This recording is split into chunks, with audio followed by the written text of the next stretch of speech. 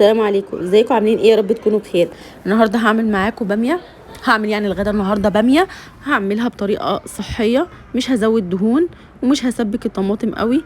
هعملها خفيفه كده وفي نفس الوقت طعمها حلو. اول حاجه سلقت الباميه على النار حوالي 10 دقايق بس، علشان ما تبقاش ناعمه مني قوي وتاخد سواها في الصلصه كويس. بعد كده بحطها في مصفى وبنزل عليها بميه بارده علشان تنزل الميه التقيله اللي فيها، وبسيبها تتصفى خالص. بعد كده بجيب معلقه زيت واحده، بحط شويه توم حلوين كده مهروسين، وبعدين بحمرهم كويس. ما بحطش بصل ولا اي حاجه خالص غير هو التوم بس.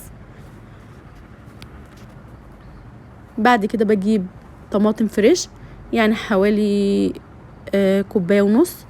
وبعد كده بنزل بقرن شطه حامي، يفضل يكون احمر بس انا ما كانش عندي غير اللي هو الاخضر ده. وبعد كده حطيت الباميه المسلوقه وبتاخد غلوه كده، وبحط البهارات بتاعتي: ملح، فلفل اسود، كزبره ناشفه. وبعد كده بحط كوبايه من الشوربه،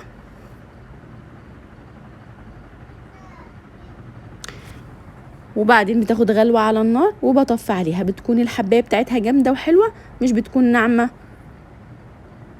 وتحبي تاكليها. بعد كده غسلت الفراخ كويس زي ما احنا متعودين، حطيتها في المحلول بتاعها اللي هو ميه وملح وسكر ودقيق وليمون، وغسلتها كويس وصفيتها. وبعد كده حطيتها في الحله في معلقه زيت طبعا، وطماطم وبصل، عندك جزر ممكن تضيفيه. بعد كده حطيت عليها الميه وسبتها مع نفسها كده تستوي. وقبل ما اقفل عليها الغطا حطيت طبعا البهارات بتاعتها اللي هي فلفل اسود وملح وحبهان. وبعد كده لما استوت طلعتها وحمرتها عادي في الزيت، وكان الاكل جهز. وعملت رز ابيض والفراخ اتحمرت اهي. والسلام عليكم ورحمه الله.